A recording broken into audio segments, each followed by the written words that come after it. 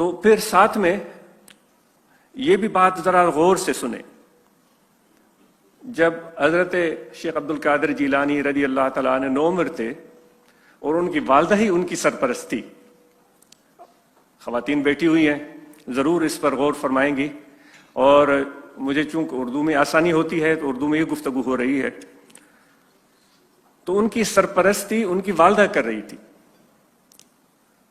ان کی دل میں یہ خواہش پیدا ہوئی کہ مجھے میرے بچے کو تعلیم حاصل کرنی چاہیے۔ مائیں عموماً بچوں کے پیٹ کے بارے میں سوچتی ہیں کہ بھوکا ہوگا، پیاسا ہوگا، نیند نہیں آئی ہوگی، تھک گیا ہوگا، بستر صحیح نہیں ہے اس کے لیے، کمرہ ٹھنڈا نہیں ہے، لیکن حضرت غوث اعظم محبوب سبحانی رضی اللہ تعالیٰ عنہ کی والدہ ماجدہ ایک ہی فرزند اور اس کی تعلیم کے لیے سوچ رہی ہیں۔ فرمان بردار کہ ماں کے کہے پر لبیک کہتا ہے، جو خواتین ہیں موجود، تو یہ ہم اب دیکھیں غوث اعظم کی زندگی کی بنیادیں، شروعات ہے، اور اس عظیم ہستی، اس روحانی ہستی جس نے چار دانگ عالم کو فیضیاب کیا، اس کی ابتدا ہو رہی ہے، اور ان کے ساتھ ان کی ماں ہے، اور وہ ان کے لیے فیصلے کر رہی ہے کہ اس میرے بچے کو کیا کرنا ہے۔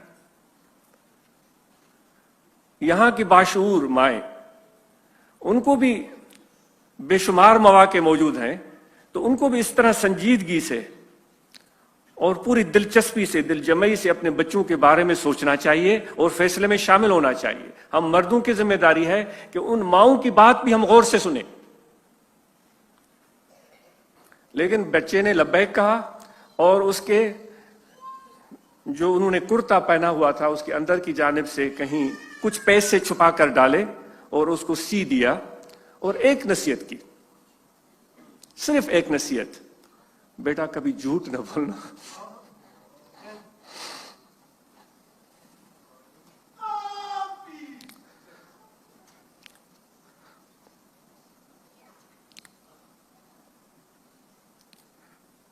ماں نے اپنے بچے کو ایک ہی نصیحت فرمائی کہ سچ بولنا۔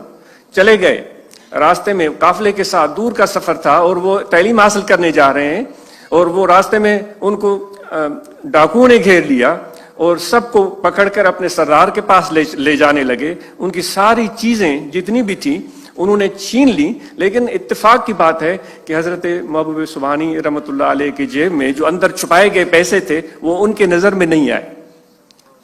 یہ واقعہ ہم بچپن میں اپنے گھروں میں سنتے تھے۔ تو وہ پھر جب گئے سردار کے سامنے تو سردار نے ان سے پوچھا، ہاں بچے تمہارے پاس کچھ ہے؟ تو اس نے کہا ہاں میرے پاس ہے۔ کہاں ہے؟ تو انہوں نے اشارہ کیا کہ یہاں ہے۔ تو سردار حیران ہو گیا اور انہوں اپنے ان ڈاکوؤں کو کہنے لگا، تم کیسے بندے ہو، تمہیں پتہ ہی نہیں، اور یہ بچہ میرے منہ کے سامنے جس کو تم نے پکڑا نہیں وہ بتانے جا رہا ہے۔ تو حیران ہو کر ان سے پوچھنے لگا کہ بچے تمہاری تو یہ چیز ہم سے چھپی ہوئی تھی، ہمیں پتہ نہیں تھا، تو تم نے کیوں بتا دیا؟ ہم تو ابھی جانے والے تھے، ہم سامان لوٹ چکے تھے، تمہارے پیسے بچ جاتے۔ تو اس عظیم فرزند نے بڑے دلیری سے، بہادری سے کہا کہ اس لیے کہ میری ماں نے مجھے کہا تھا کبھی جھوٹ نہیں بولنا، تو اس لیے میں سچ بول رہا ہوں۔ تو اس ماں کی اس نصیحت کا اثر اس صاحبزادے پر، ان کے زبان سے نکلی ہوئی بات کا اثر اس ڈاکوؤں کے سردار پر پڑا۔